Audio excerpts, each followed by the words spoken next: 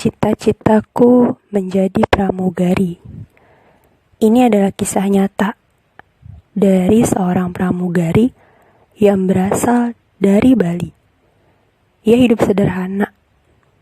Ia tinggal jauh dari kota dan jauh dari keramaian. Ia pernah berkata, "Bu, aku ingin menjadi pramugari."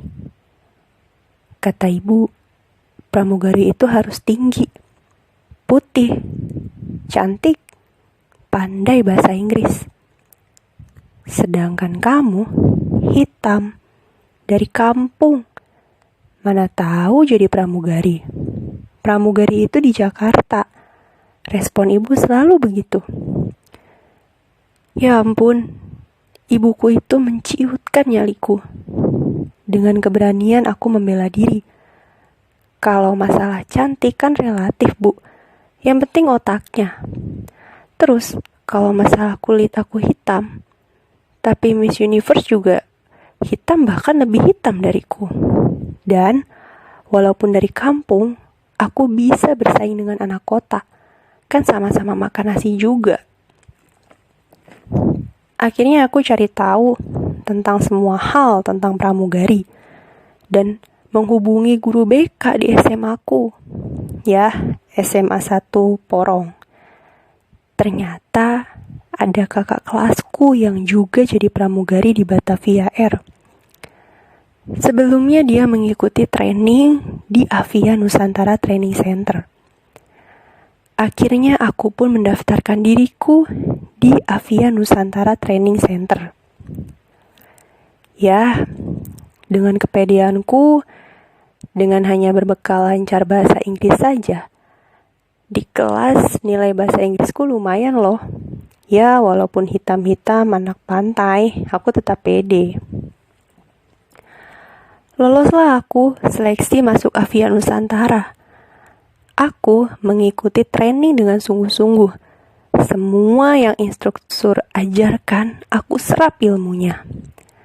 Tak lupa, aku pun rajin bertanya agar aku semakin mengerti seluk-beluk dunia penerbangan. Hal itu membuat aku dikenal menjadi anak yang aktif di kelas. Dengan mendapatkan ilmu mental building dan basic customer excellence, aku jadi mendapatkan ilmu baru.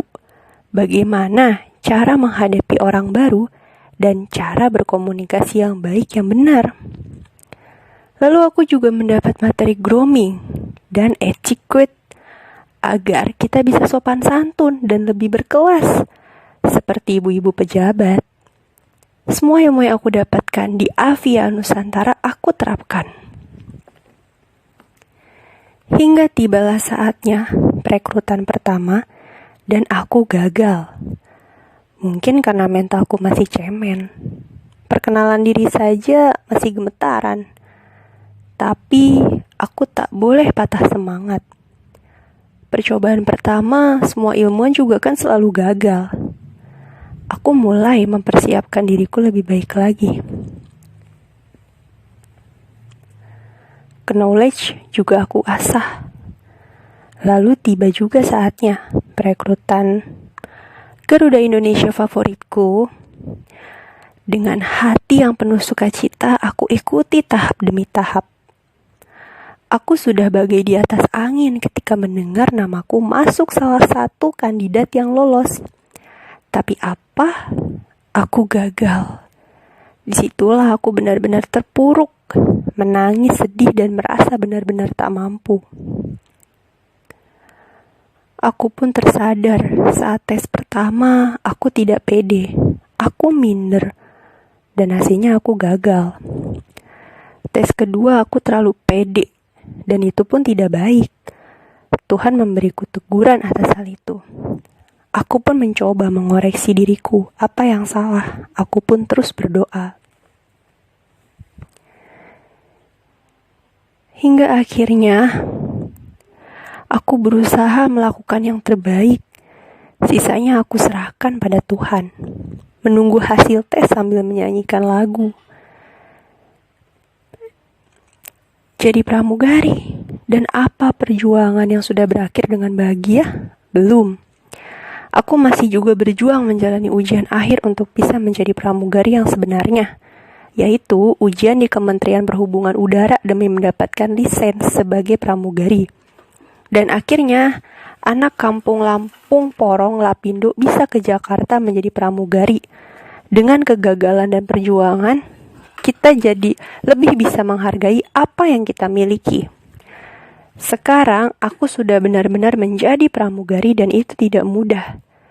Terima kasih Tuhan, orang tuaku, teman-temanku, dan Avia Nusantara yang telah mengantarkan anak kampung ini menjadi pramugari.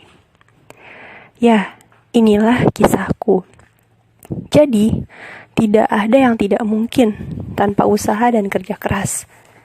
Semuanya mungkin saja terjadi, asalkan kita mau berusaha dan terus berusaha sampai bisa mendapatkan hasil yang kita inginkan. Dan juga kita harus terus berdoa agar apa yang kita cita-citakan dapat terwujud.